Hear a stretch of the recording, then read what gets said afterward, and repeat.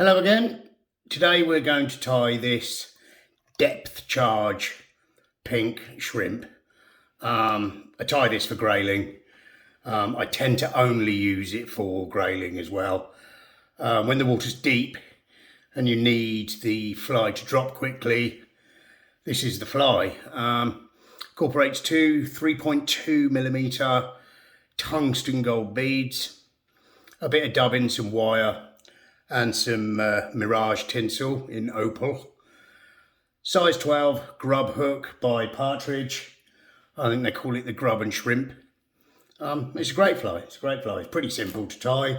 I know I always say that, but a lot of the flies I tie, I do tend to try and make them as simple as I can. So we're going to take this one out the vise. I'm going to pop him over on my little Magnatech thing. And in the vise, like I said, this is a size 12 grub shrimp hook, two 3mm or 3.2, I think they're 3.2, yeah, 3.2 countersunk tungsten beads in gold. The thread is UTC Ultra and it's in fluoroshell pink. And we'll get on and tie it. So, as always, I'm just going to start by making a nice, neat thread base, and I'm going to come all the way round the bend just a tad. We get rid of the waste. Okay. Now we're going to tie in some gold wire. So I had a bit on my desk here, there it is. I'm going to tie in some gold wire. I'm just going to put a bit of wax on the thread, sorry. I'm going to catch that in. Keeping the wire on my side. I'm just going to come up with the thread. Tying that in. On the way back down, we're going to tie in some, this is Mirage tinsel. It's like a, yes, exactly that is this in large and opal. It's great stuff, this is. It's pretty easy to use. As long as you put a bit of varnish on top of it to protect it if you're using it like I am for a shell bag. Can you see the thread there is kind of jumping the wrong way, although, no, I've said that. Can you see that? It's kicking over to my right. Well, if I spin the bobbin anti-clockwise, it should, there you go, spin the other way or sort of loop over the other way. So we're just going to keep this on the top. I mean, you could pinch and loop it on there. I just tend to do that, what I've literally just done. And then I'm going to keep it on the top, winding down till I meet my wire. There you go. And I'm going to bring, and I'm going to bring the thread back up. It just helps to keep everything neat and straight. And now I'm going to mix two different dubbings. I've got this ice dub in UV pink. So we're going to take a little bit of this. You don't need much. Just not for one fly anyway. And this is a light bright in sand shrimp colour. And I'm going to mix these two together. The reason I'm doing that is the ice dub is quite a short fibre. And the light bright is quite a long fibre, and I like the colour that mixing them two gives me because they're both a slightly different shade of pink. Although the light bright, it's difficult to say that, is more of a sort of corally colour. So keeping my wire and my mylar out the way, I'm just going to dub this onto the thread.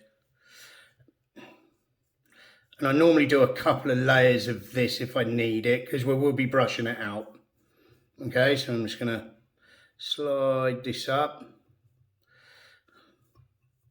Just dub it on. And now I'm going to come back with the thread, right to the back. And then I'm going to wind this dubbing up. Like I said, I am going to be brushing it out, so don't be scared of putting a bit on. So I need a little bit more there. I'm going to take a little bit more dubbing. I never mix enough when I do this. I've just tied a few of these actually, and literally that was the last bit, which I thought would have been enough for another fly, but obviously a tiny bit short there. So just mix this up, dub it on. I mean, these are chunky little nymphs, chunky little shrimps. Shrimps tend to be fairly chunky. I'm gonna put that on, then I'm gonna sweep the dubbing back, and I'm gonna drop the thread just in front or behind those beads and in front of the dubbing. And now pull the mylar over, just hold it with my finger, catch it, and now I can adjust it and make sure it's right on the top.